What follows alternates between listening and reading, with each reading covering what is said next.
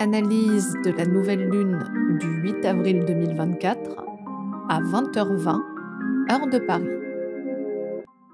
Bonjour à tous et bienvenue pour cette nouvelle analyse de nouvelle lune dans le signe du Bélier et qui bien sûr se double d'une éclipse solaire totale, clôturant pour ainsi dire ce couloir des éclipses qui a débuté lors de la dernière pleine lune en Balance du 25 mars dernier et qui a mis à l'honneur le nœud sud en Balance et par sa maîtrise Vénus qui était alors en Poisson et conjointe à Saturne. Alors à présent, c'est Mars qui est mis à l'honneur, du moins dans le fond, car si vous observez attentivement la carte, c'est à son tour que la planète maître du signe du Bélier, qui se trouve en Poisson, est en conjonction très serrée avec Saturne. Comme pour nous rappeler que si nouvel élan il y a, ce sera sans compter la planète du karma, du passé, du temps et des limites. Bref, il y a comme une sorte de rituel de passage avec ces deux éclipses sur lequel nous viendrons forcément nous intéresser. Pour le reste, nous ne pouvons mettre la conjonction exacte entre l'éclipse et Chiron, puisque cette dernière se fait de façon partile.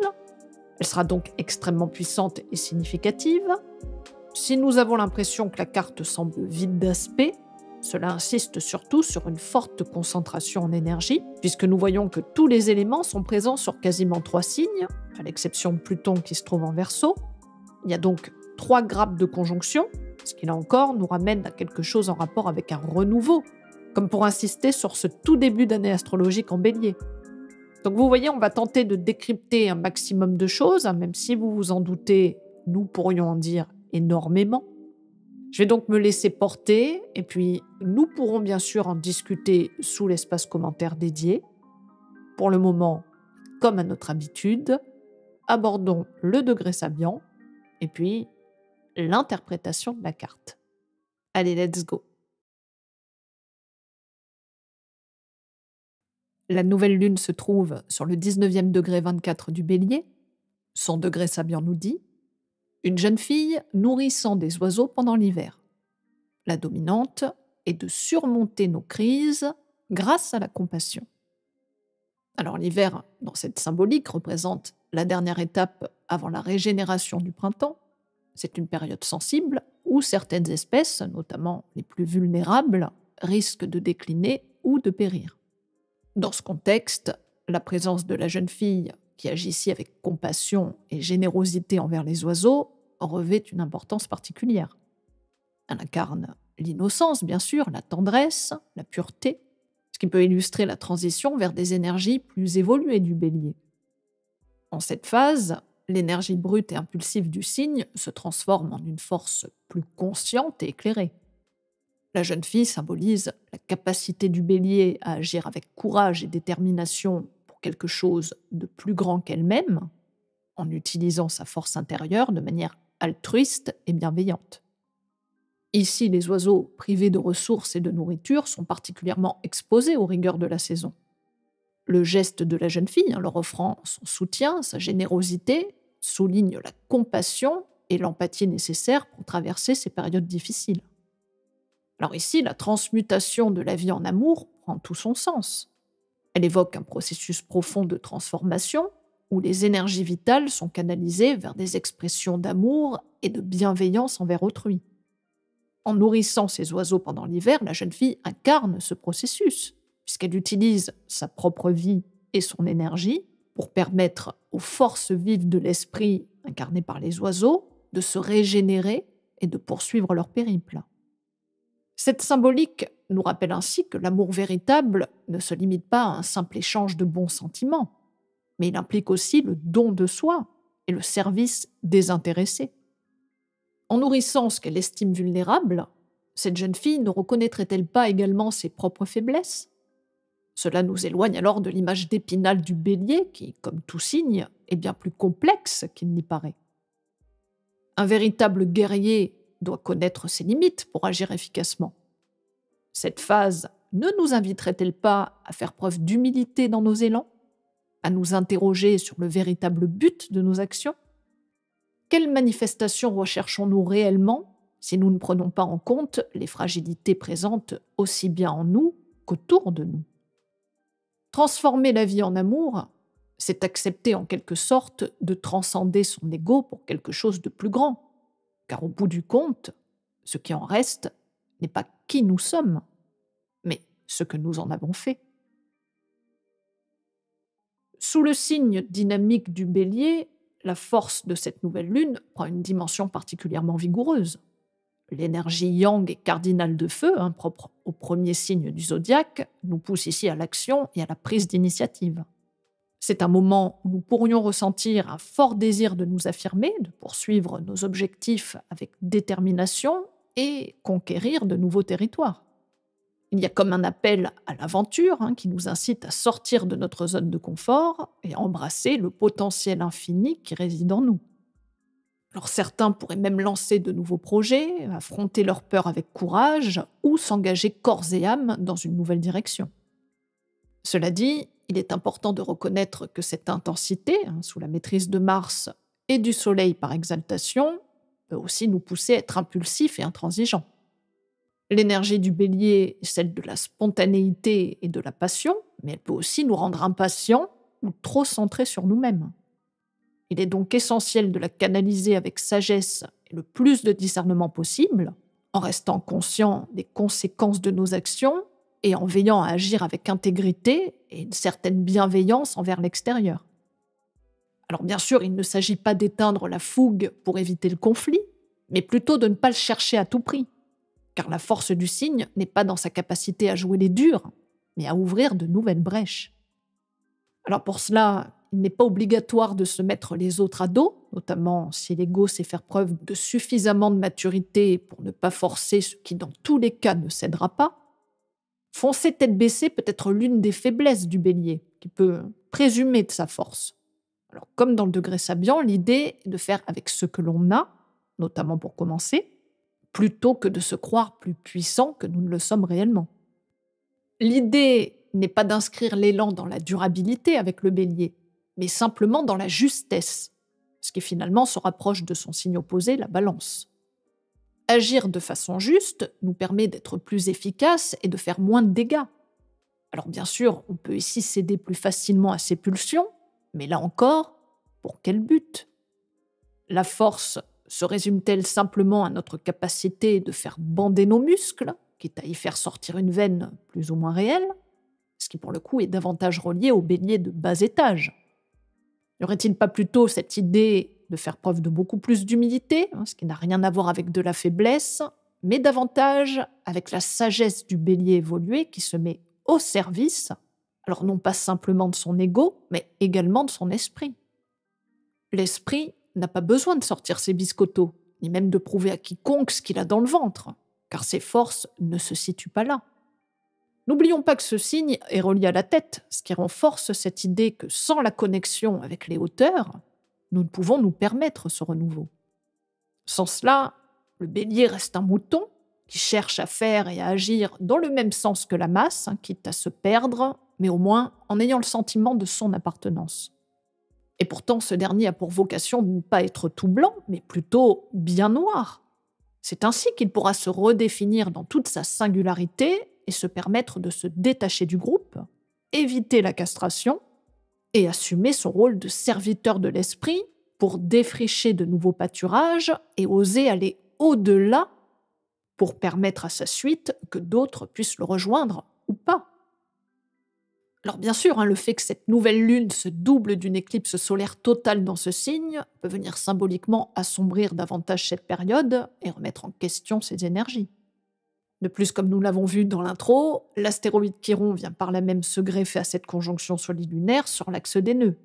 Ce qui là encore est loin d'être anodin et vient forcément réveiller de très vieilles blessures sur lesquelles nous aurons la possibilité durant ces 6 prochains mois, soit de transmuter, en y apportant notamment de l'amour plutôt que de la haine, soit de les subir encore plus profondément.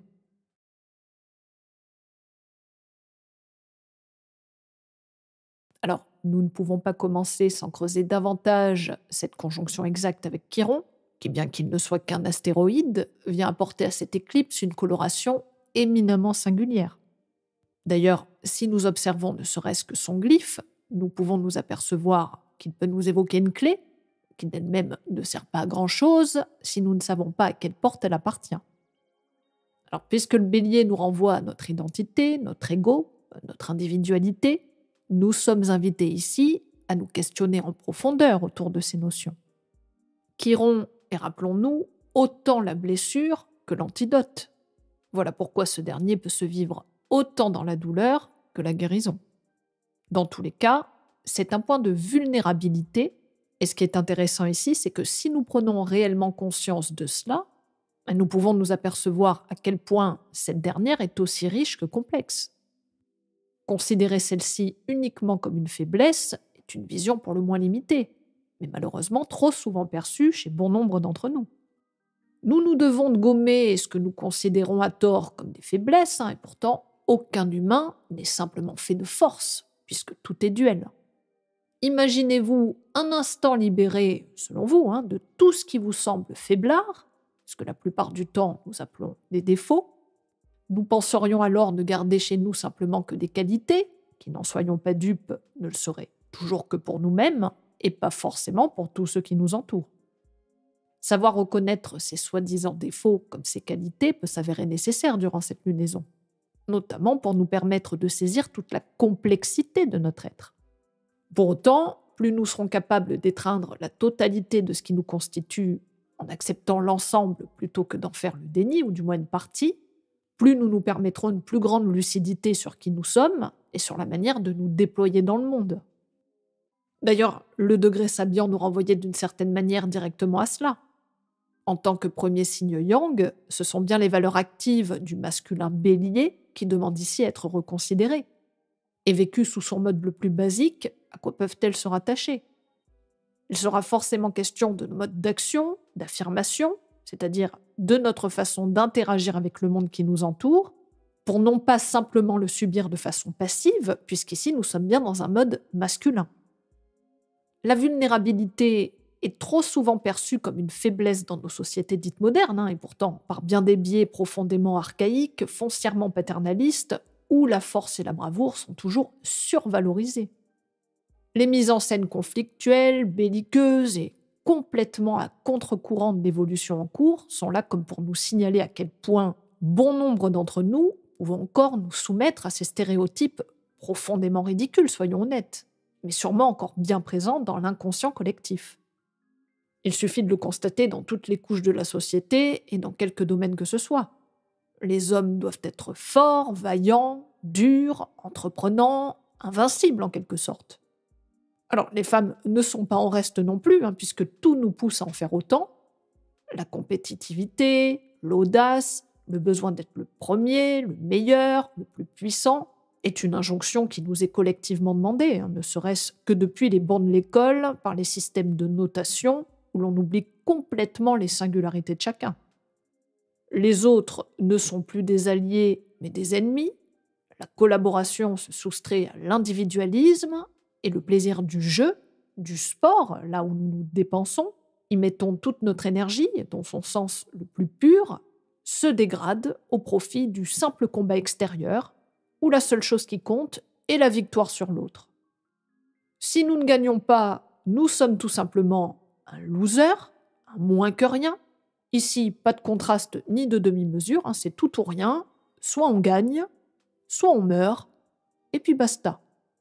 Alors comment pouvons-nous continuer dans ce chemin qui à la longue vient tous nous toucher, car l'ardeur et la fougue sont des énergies qui, nous le savons bien, ne sont pas immuables puisqu'elles déclinent tout aussi vite qu'elles commencent. Le bélier est un signe cardinal, c'est-à-dire qu'il n'a pas vocation à agir sur du long terme. Ses énergies s'épuisent très vite. En gros, ce n'est pas un coureur de fond, c'est un coureur de vitesse, ce qui n'a absolument rien à voir. Cette éclipse n'a pas vocation à nous lancer tête baissée dans la bagarre. D'ailleurs, comme nous le verrons par la suite, les configurations qui l'entourent sont bien plus complexes que cela. Nous devons au contraire nous permettre de nous rassembler intérieurement, de faire preuve d'une grande concentration, justement ici symbolisée par la Lune, le Soleil, le nœud nord, Chiron, Vénus et Mercure en bélier, ce qui constitue dans cette carte l'amas le plus puissant. Notre conscience, qui est représentée par le Soleil, avec cette éclipse comme mise à l'ombre des influences de la Lune, qui peut symboliser nos habitudes, nos influences, notre passé. Alors n'y aurait-il pas avec Chiron cette idée de choix? Quel guerrier souhaitons-nous incarner à partir de cette nouvelle Lune éclipsée? Quelles valeurs souhaitons-nous incarner avec Vénus? Nous avons en effet le choix de continuer à réagir face à nos vulnérabilités et à jouer au gros dur, celui qui enfile ses gants et va clamer sans aucune conscience qu'il est le plus fort alors qu'il n'en est rien. Nous pouvons aussi décider en conscience de ne pas nous laisser influencer par toutes ces imageries d'Épinal et de faire le choix conscient d'assumer nos vulnérabilités, tout comme de les voir à l'extérieur. Là aussi, ça n'a rien à voir avec des faiblesses. C'est accepter en toute humilité d'agir en notre propre nom, non pas contre les autres, mais simplement pour nous-mêmes. La subtilité est grande, c'est vrai, mais elle fait aussi toute la différence. Le bélier évolué doit comprendre que son agressivité n'est qu'à la mesure de sa conscience. Alors certes, on peut croire que de mettre à terre un autre que soi nous permettra de nous sentir plus forts, mais là encore, tout dépendra de celui que nous avons devant nous. Il y aura toujours plus grand, plus vaillant, plus audacieux que nous. C'est un combat vain, inutile et surtout factice. Plus nous serons capables de nous rendre compte que le seul véritable ennemi n'est jamais ailleurs qu'à l'intérieur de nous, plus nous serons en capacité de venir pacifier la blessure chironesque et par la même occasion d'atteindre une véritable victoire sur nous-mêmes. Donc il est temps avec cette éclipse d'une vraie remise en question pour nous permettre par la suite de nous lancer, de démarrer quelque chose de neuf et qui vibre vraiment avec ce que nous sommes, quitte à nous défendre en son nom. Rappelons-nous que le bélier est un signe individuel et pas forcément individualiste. Dans tous les cas, son combat ne peut pas être celui du groupe. Il n'a pas à ordonner la guerre si personne ne l'entend comme lui. Son rôle est de simplement s'affirmer dans le monde, en son nom. S'il va au conflit, c'est tout simplement parce qu'il s'est déconnecté de lui-même. Donc, sachons faire ici la différence entre le fait d'aller à la conquête de quelque chose, qui nous est très personnel, et du combat qui, indubitablement, se fait contre quelque chose ou quelqu'un. Rien ne nous oblige à le faire si nous sommes en mesure de reconnaître nos qualités comme nos défauts, nos forces comme nos faiblesses. Par contre, si nous évitons réellement de faire ce vrai travail, nous prenons le risque d'aller droit dans le mur ou dans quelqu'un d'autre. Si nous revenons à présent quelques instants sur Mercure, nous pouvons observer que ce dernier n'est pas direct, mais bien rétrograde depuis le début du mois d'avril. Cette configuration, certes régulière, puisqu'elle a lieu plusieurs fois par an, est pour le coup relativement intéressante dans cette carte, puisqu'ici, le mental, notre capacité de comprendre, d'analyser, de communiquer, est ici invité à la remise en question. Mercure en bélier est très en lien avec notre intuition, puisque la tête est reliée au signe.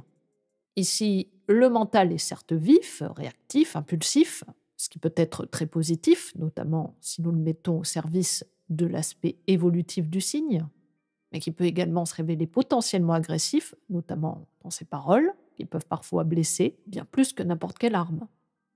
On peut aimer la joute verbale, tirer à boulet rouge, voire tenir des discours très belliqueux, ce qui en ce moment ne manque pas. Plus personnellement, le fait de cette rétrogradation ne doit pas nous frustrer dans notre capacité à agir n'importe comment ou sous l'impulsion de n'importe quelle énergie. Au contraire, nous devons être en mesure non pas de tempérer toutes nos ardeurs, mais de redéfinir précisément nos actions et dans quelle mesure ces dernières sont utiles à la mise en route de nos véritables désirs. Mars, le maître de tout cet amas en bélier, est actuellement en Poisson, dernier signe du zodiaque. Ce dernier était déjà dans ce signe lors de la première éclipse lunaire en Balance, mais à ce moment-là, il était relativement discret puisque c'était Vénus en Poisson qui était à l'honneur, puisque maîtresse du nœud sud. Alors depuis, il a continué son périple et se retrouve conjoint à Saturne, en réalité quasiment à la même place que Vénus la dernière fois. Donc il y a comme un rite de passage pour ces deux éclipses, puisque les deux maîtres des nœuds lunaires se retrouvent à chaque fois conjoints au maître du karma, du temps et des limites. Bien sûr, tout ceci n'est pas non plus dû au hasard, mais c'est précisément toute la sagesse du ciel qui nous adresse des messages, alors certes subtils, mais très puissants, si l'on prend la peine d'y aller y voir. Alors vous me direz, Mars couplé à Saturne, bien sûr, hein, ça peut signifier d'emblée les freins, la frustration, la difficulté à avancer, à s'affirmer, hein, notamment quand Mercure est rétrograde. Et pourtant, si nous décidons de regarder plus loin que les apparences, tout ceci ne nous invite-t-il pas à considérer les choses sous un angle neuf? Comme nous l'avons vu précédemment, les poissons est un signe éminemment collectif. Je dirais même qu'il va au-delà de ça, puisqu'il prend en compte la totalité, qu'elle soit d'ordre humaine, mais pas seulement. C'est un signe de fin, de bilan, de dissolution. Ici, l'ego n'a plus sa place, puisque les limites n'existent plus. Comment Mars en poisson, maître du bélier, par là même de tout cet amas, peut-il se permettre de faire le distinguo entre lui et les autres, le présent et le passé, l'ardeur et l'amour? D'ailleurs, le Soleil ici est complètement masqué par le disque lunaire, ce qui lui donne bien du mal à rayonner de toute sa puissance. Donc on peut se sentir totalement paralysé, bloqué et bien incapable d'y voir clair. Voilà pourquoi cette période n'est pas forcément favorable pour immédiatement se lancer à l'aveuglette. Le travail de purge n'est pas complètement terminé. Et Mars en poisson, un peu à l'image de Don Quichotte, peut certes se dévouer à une cause au point de s'y perdre totalement, mais surtout d'aller au combat face à des moulins à vent. Et Saturne ici vient comme le stopper net, notamment si ce dernier fonce tête baissée dans ses hélices. Mars en poisson, c'est aussi le combat collectif, qui s'il n'est pas bien canalisé peut se révéler bien inefficace, un peu comme un coup d'épée dans l'eau. Les influences extérieures sont immenses, et l'on peut avoir bien du mal à distinguer du combat collectif nos véritables aspirations. Comme je vous l'ai dit précédemment, le bélier doit s'affirmer en son nom. Alors ici, si Don Quichotte décide de combattre des utopies, il ne doit le faire que pour lui, et non pas au nom de tous, et encore moins en enrôlant avec lui d'autres comparses, certes dévoués, mais pas véritablement en mesure de discerner les véritables enjeux. Il y a ici une responsabilité, celle de ne pas entraîner d'autres que lui dans le mur, auquel cas ce n'est pas un valeureux guerrier, mais simplement un pauvre fou. Vous voyez la différence? Et vous comprenez très certainement toute l'importance de Saturne ici en Poisson qui vient, du mieux qu'il le peut, tenter de ramener de l'ordre, de la raison, voire du bon sens dans toutes ces croyances et ces narratifs qui nous influencent parfois au point de nous perdre et de nous éloigner de notre chemin propre et singulier. Nous n'avons pas à nous mettre en danger, et encore moins à mettre en danger les autres.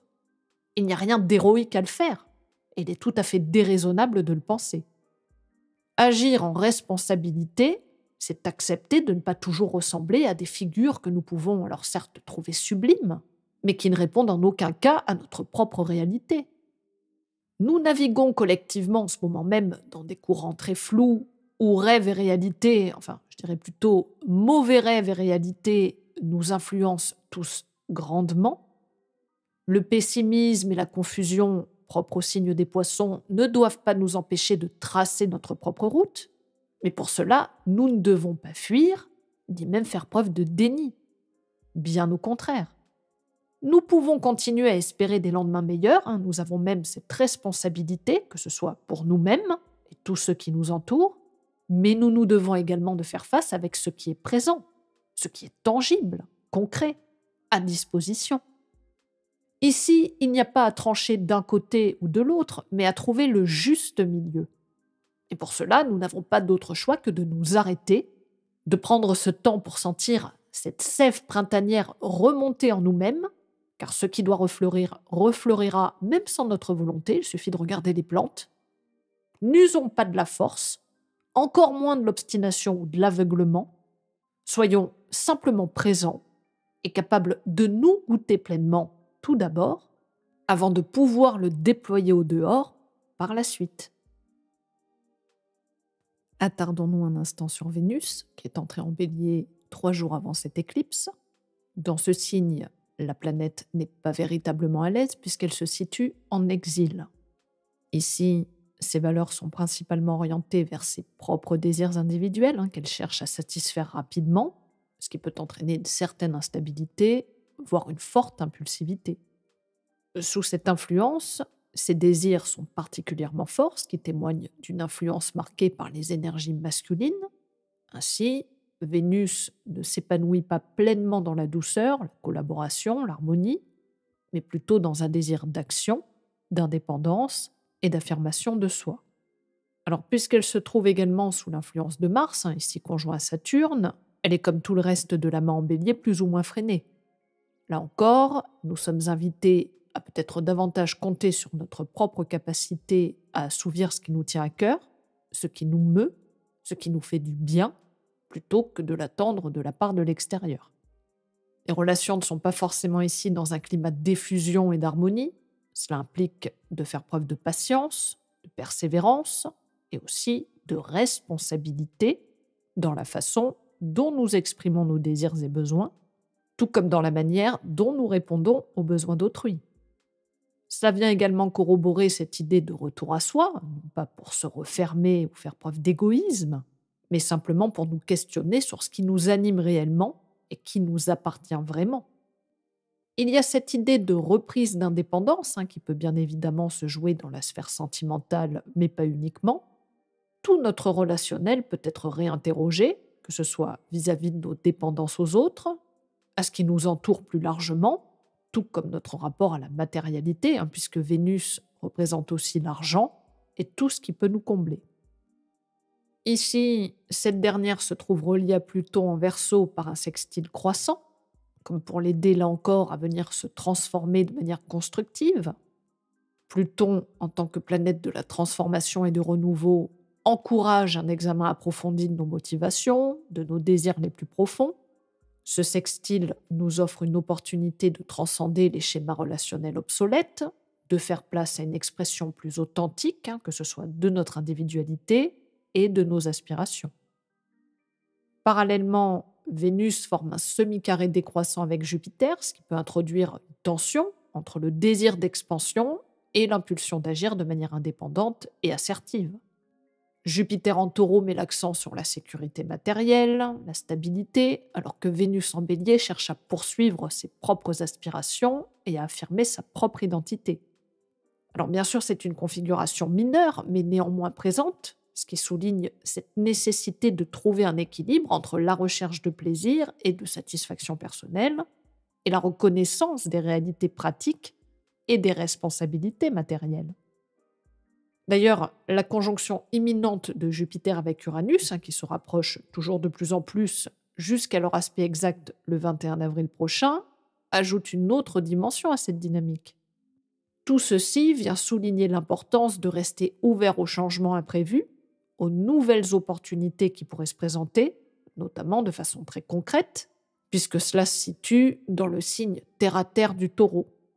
Qu'il est évident que cette rencontre entre la planète de la libération et celle de l'expansion risque d'entraîner des ruptures avec les structures établies, des bouleversements sur le plan financier, une quête accrue de liberté individuelle. Alors Vénus en Bélier peut se sentir coincée par cette conjonction naissante qui sous-entend une intensification des impulsions vers l'indépendance et l'affirmation de soi, mais avec une certaine difficulté à sentir précisément de quelle façon elle peut véritablement se placer. Dans ce contexte, cela implique d'être attentif à nos instincts, à nos impulsions, tout en gardant à l'esprit les conséquences à long terme de nos décisions. Donc il s'agit bien ici de trouver un équilibre entre l'exploration de soi et l'engagement conscient dans le monde extérieur. N'oublions pas que Vénus est le maître du nœud sud en balance, comme pour nous inviter là encore à résoudre certains déséquilibres dans nos relations passées, pour nous libérer bien sûr de schémas obsolètes qui peuvent entraver notre croissance personnelle. Nous ne pourrons jamais faire l'économie de nous occuper de tout ce qui nous lie à l'extérieur, même si c'est pour notre propre épanouissement. Nous sommes tous interreliés, et même le plus grand des solitaires ne peut échapper à cette interconnexion.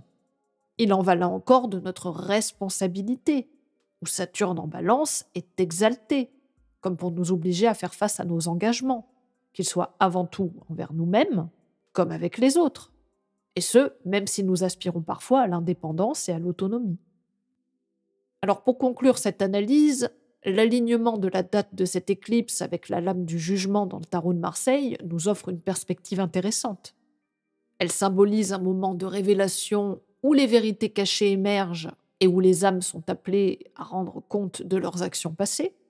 C'est un appel à la prise de conscience, à l'introspection, à la réévaluation de notre chemin de vie.